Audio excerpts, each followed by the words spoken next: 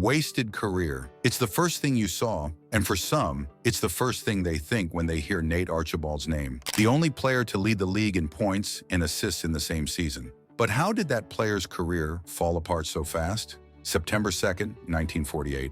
A baby is born who will grow up to redefine what basketball means. His name is Nathaniel Archibald, but the world will know him as Tiny. At 6 feet 1 inch and just 150 pounds, that nickname made perfect sense. When the 1970 NBA draft came around, nobody expected much from this small guard. The Cincinnati Royals picked him 19th in the second round. Scouts had one simple hope: maybe he could handle the NBA game and stay in the league a few seasons. That's it. No grand expectations. But Tiny had other plans. Right away, Archibald showed he was different. His speed was electric. His ability to slice through defenses was unmatched. Fans started calling him Nate the Skate because of his incredible quickness. He was building towards something special, something historic. Then came the 1972-73 season. What Archibald did that year had never been done before, and it's never been done since. 34 points per game, 11.4 assists per game, leading the entire NBA in both categories in the same season. The first player ever to accomplish this feat, the only player who has done it in over 50 years since. His 34 points per game set a new record for guards that still stands today for point guards. His 910 assists were also a league record. This wasn't just good basketball. This was revolutionary. In an era when the game was slowing down and athletic point guards were rare, Archibald was carving up slower, older defenders night after night. But here's where the story gets complicated. Despite this incredible individual performance, his team was terrible. The Kansas City Omaha Kings finished 36-46. They missed the playoffs completely. How does the best offensive player in basketball play on a losing team? He had to carry the entire scoring load because his teammates couldn't help. He wasn't a selfish player, he was a desperate one, trying to single-handedly lift a bad team. Tom Heinsohn, who coached the Boston Celtics, once said something harsh about Tiny. He claimed Archibald could give you 32 points on offense, but give away 36 on defense. So you were losing ground before the game even began. That criticism hurt Archibald's reputation for years, but Heinsohn's comment missed the bigger picture. Archibald was exhausted from carrying such a massive offensive burden. Of course, his defense suffered. The team's struggles led to something predictable in professional sports: trades, lots of them. In 1976, the Kings traded Archibald to the New York Nets. They got 2 first-round draft picks in return. Even though Tiny was their most popular player, the struggling franchise needed fresh assets more than their star. With the Nets, Archibald's luck got worse. Injuries limited him to just 34 games. He averaged only 20.5 points per game, well below his normal standards. Before the next season,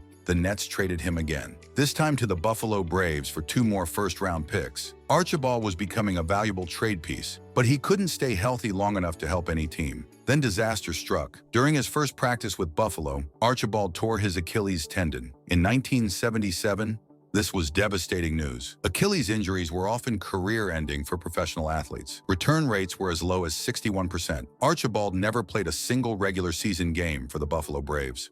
Not one. He spent the entire 1977-78 season recovering. At age 29, many people thought his career was over. But this wasn't Tiny's first Achilles injury. He had torn the same tendon back in 1973, right after his historic season. That injury limited him to just 35 games. For most players, 1 Achilles tear is bad enough. 2 tears should have ended everything. The medical understanding in the 1970s was limited compared to today. The fact that Archibald came back from 2 separate Achilles tears was almost unheard of. Statistical comparisons show just how much these injuries hurt his career. Before the injuries, he was averaging over 30 points per game. After the injuries, those numbers dropped significantly. His peak wasn't naturally short, it was cut down by devastating injuries. While Archibald was recovering, Buffalo traded him to the Boston Celtics. Nobody knew what to expect from the former superstar. Could he even play anymore? When Archibald first arrived in Boston for the 1978-79 season, he was in terrible shape. He showed up 20 pounds overweight and struggled badly. He averaged a career-low 11 points per game. Many people thought they were watching the sad end of a great career, but Tiny Archibald wasn't finished yet.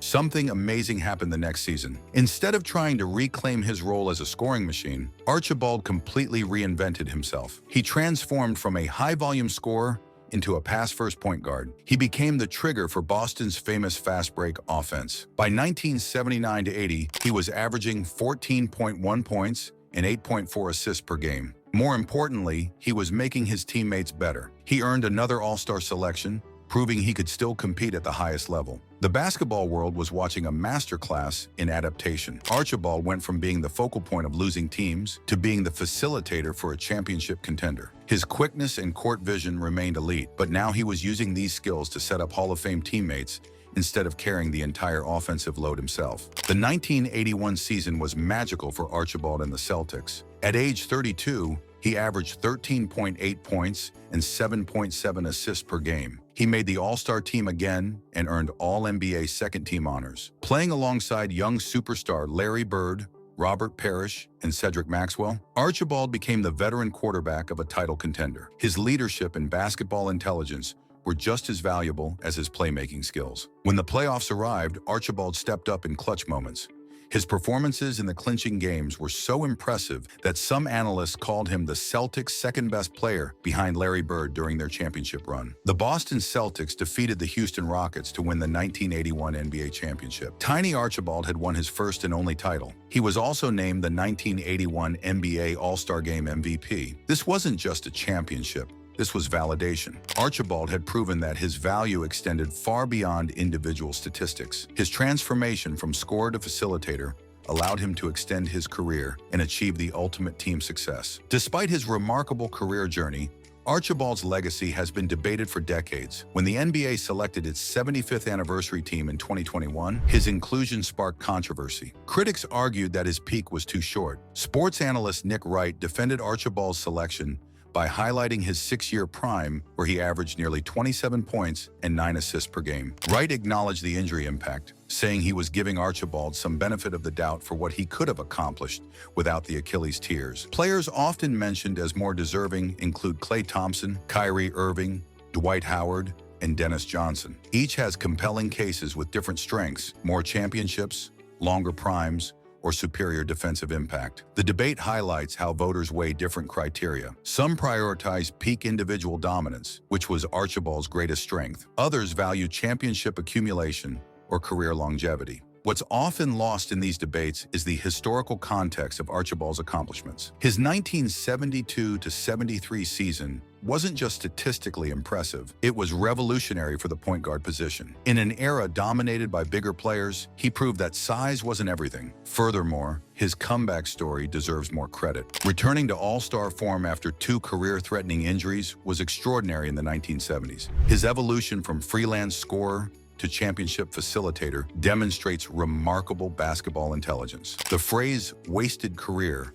completely misses the point of Tiny Archibald's journey. From a second-round draft pick with modest expectations to a Hall of Famer and NBA champion, his story is one of exceeded expectations and overcome adversity. The injury setbacks that critics cite actually make his accomplishments more impressive. Most players never return from one Achilles tear, let alone 2. The fact that he not only returned but reinvented his game and won a championship is remarkable. Archibald's legacy transcends his individual statistics. He redefined what was possible for smaller guards. His dual statistical crown remains unmatched after 5 decades. His successful adaptation showed that great players can evolve. Perhaps most importantly, his story proves that heart and determination matter more than size or expectations. The undersized second-round pick who was supposed to survive a few seasons ended up with a Hall of Fame career and an NBA championship. Nate "Tiny" Archibald didn't waste his career. He maximized every opportunity, overcame every setback, and achieved greatness on his own terms. That's not a wasted career. That's an inspiring one.